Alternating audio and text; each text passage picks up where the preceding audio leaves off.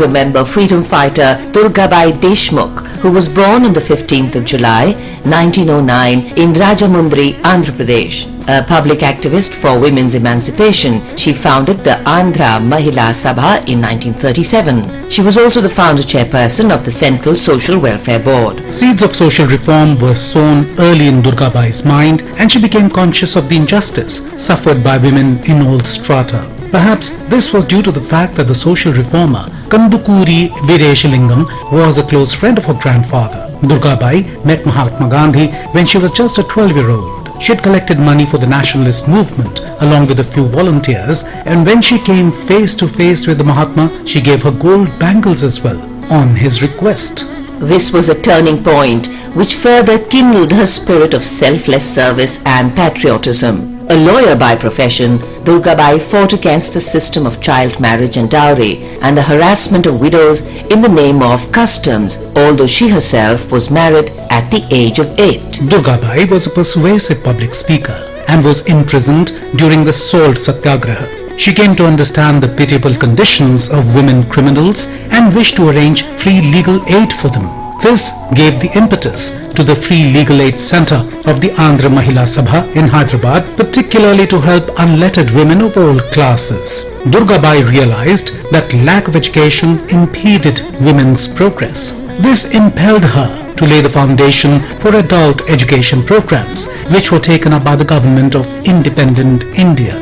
A member of the Constituent Assembly, Durgabai played an active role in drafting and enacting the Hindu Code Bill. Her efforts to elevate the status of women were evident in her involvement with parliamentary bills. In 1952, she was appointed a member of the Planning Commission.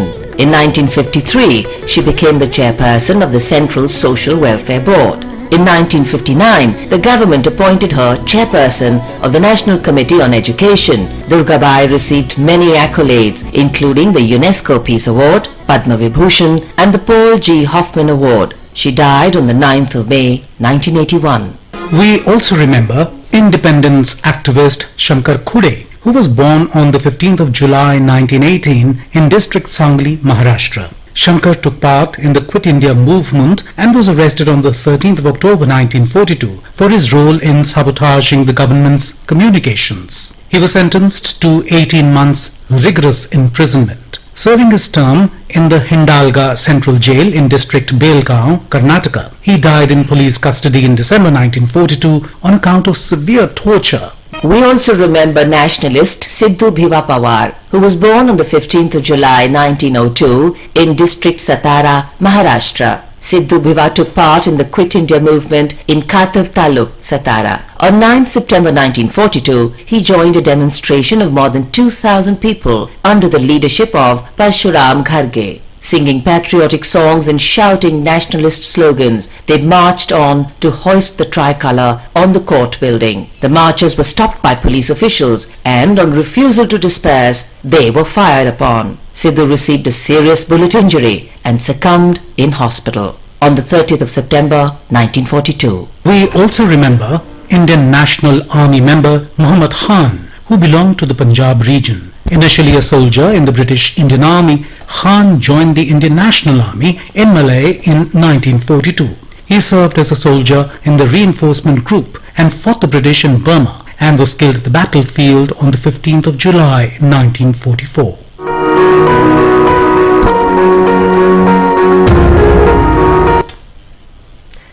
And with that, it's a wrap in Breakfast News this morning.